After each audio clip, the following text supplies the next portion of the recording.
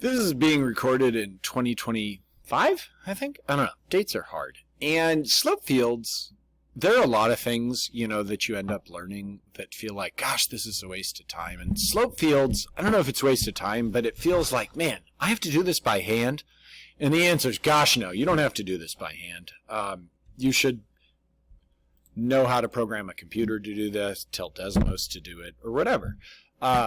Because slope fields are very straightforward to make, repetitive, tedious, and can easily be done with computers. But you still need to know how they work so you know how to use them. So hopefully by the end of this, you can sketch slope fields for differential equations. Hopefully, you'll be able to use slope fields to sketch the solution curve of a differential equation. And the nice part about slope fields, we can use them for separable and non-separable differential equations.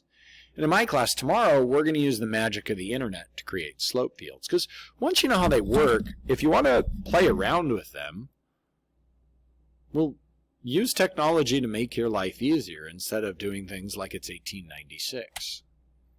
I don't have any common errors. I should have taken that out. So a differential equation is something of the form dy dx equals stuff. Or it could be dr dt equals stuff. But it's not necessarily the derivative of something, but it does represent a rate of change. And, well, even though it doesn't necessarily represent the derivative of something, and I say that because a differential equation is a starting spot, the solution does involve the antiderivative, which you'll see in, solving differential equations. So if you're in my class, we had this as a warm-up a few weeks ago. A rumor spreads among a population of n people at a rate proportional to the product of the number of people who have heard the rumor and the number of people who have not heard the rumor. I think this is from the 2009 multiple choice part.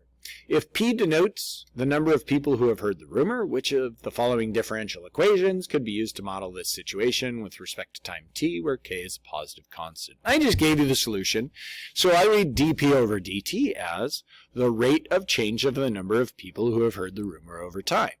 That k is proportional to P is the number of people who have heard the rumor, and the number of people who have not heard the rumor is the population minus the people who have heard the rumor. That's just a translation there. But now we could, actually, not in this class because you'd need partial fraction decomposition, but whatever. This is a differential equation that could be solved by somebody. Anyways, the solution that you're going to find soon, or that we're going to pretend to represent, not something this complicated, on a slope field is some function that has this given differential equation as its rate of change.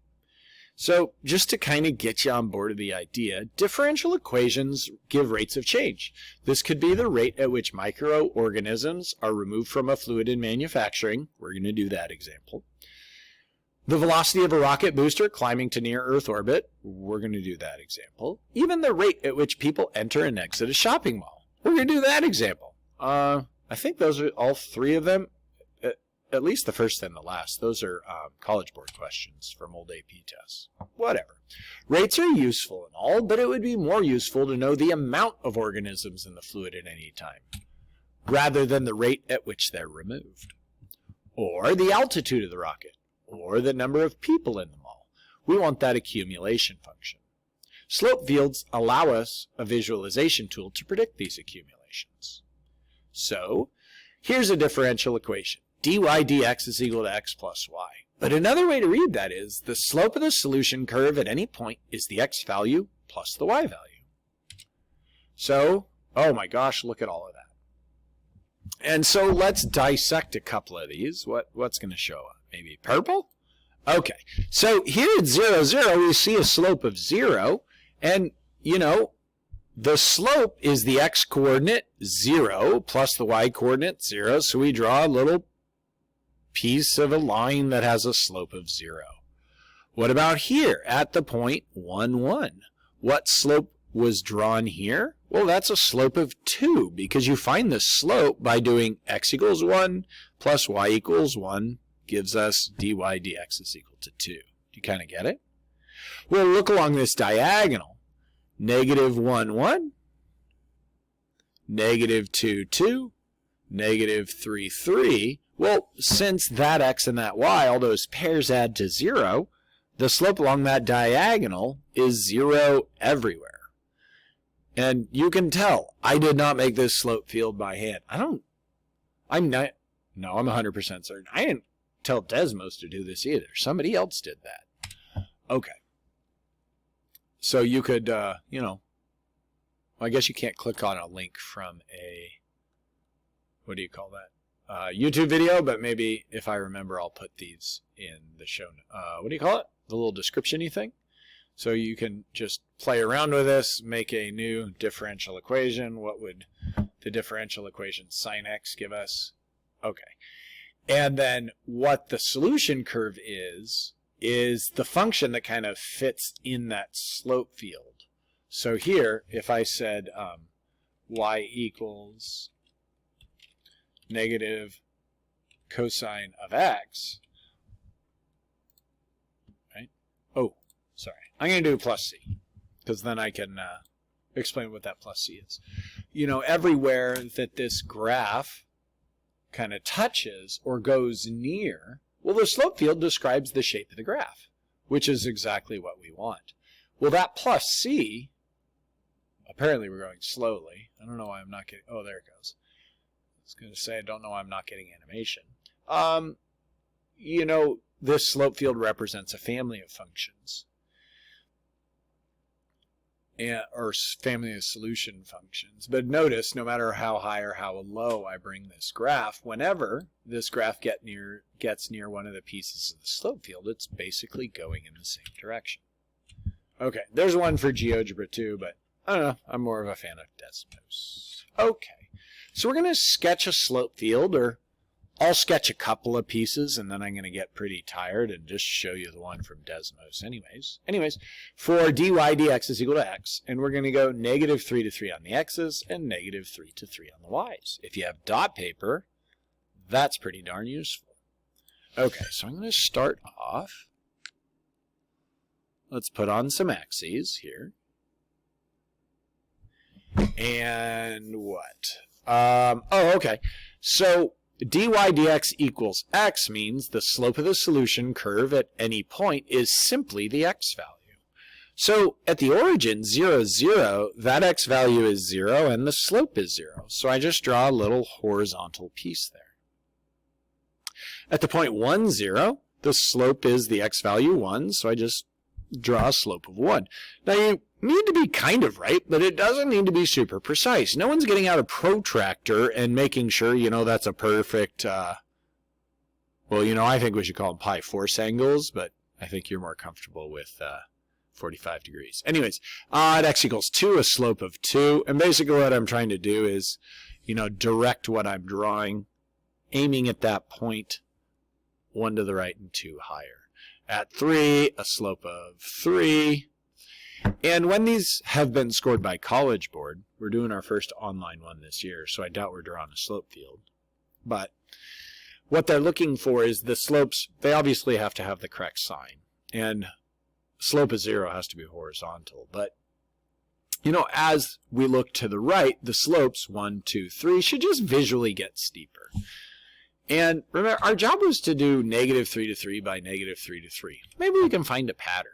Well, the slope at any point is simply the x value, which means at, at 0, 1, what is that? 1, 0, 1, 1, 1, 2, 1, 3, 1, negative 1, 1, negative 2, 1, negative 3. We're going to see the same slope, so we can just keep copying that down. Likewise at 2, 0, 2, 1, 2, 2. Take your time. Try to make them the same direction.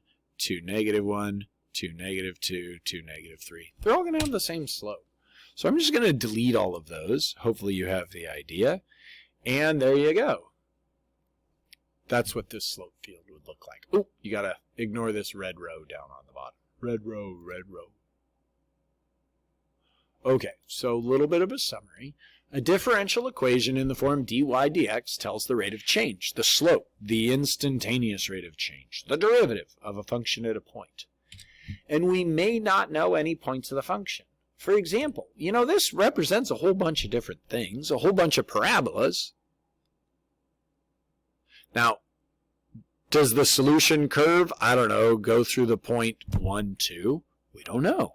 Does the solution curve go through the point 0, negative 3/4 or something like that? We don't know. But even if we don't know any points on the function, we can figure out what the slope would be if the function did go through any point. And that slope field is the graphical representation of those theoretical slopes. So the slope field is going to direct us how to draw the solution curve, even if we can't separate variables and directly solve. There's actually a numeric technique called Euler's method as well. I don't know if I'll make a video on that, but whatever. So here, dy dx equals x. That's the one we already have. How would we sketch the particular solution that contains the point 2, 1? Well, first of all, I'm going to draw a point at not 1, 2. That'd be ridiculous. At the point 2, 1. So if the point did go through 2, 1, it would have a slope of 2. So just coming off, I need to follow. You can think of that little bit as the tangent line, or at least part of the tangent line we're trying to draw. But remember, this is a solution curve.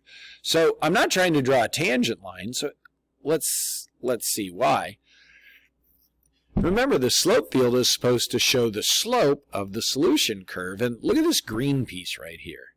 I drew a line right through it that doesn't have the right rate of change. They're going in the wrong, they're not going in crazy wrong directions, but not the same direction. Same thing down here. So as you start off and extend away from that initial condition, whenever you draw a piece of the solution curve or the theoretical solution curve near part of the slope field, so like right here, I think I've done a good job because what I'm drawing almost looks parallel to that slope field, right? It's got a slope in between those two pieces of the slope field. Now I do have to think, well, the slope is the x value. So as we're drawing to the left, the x value is going to get smaller, and we're going to have a slope of 0. I don't know why that dot is there. I'm going to try to not hit it, but whatever. And as we move to the right, the slope gets steeper.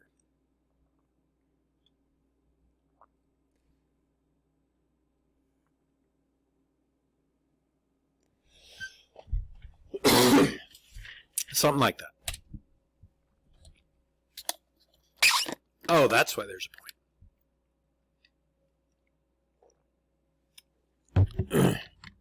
So if we were going to sketch a solution curve through 0, negative 1, we'd start off going out. Oh, but we know the solution curve has to go up.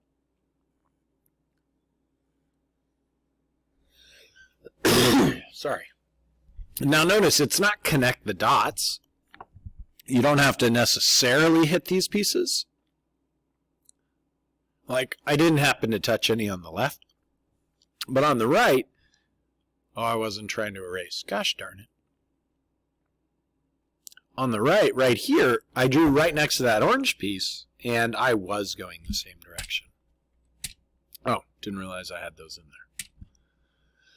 there. So here's what it's looked like in the past on College Board stuff. Oh, we just did this. Anyways, on the axes provided, sketch a slope field for the given differential equation at the 6 points indicated. And you can see dy dx is y squared over x minus 1.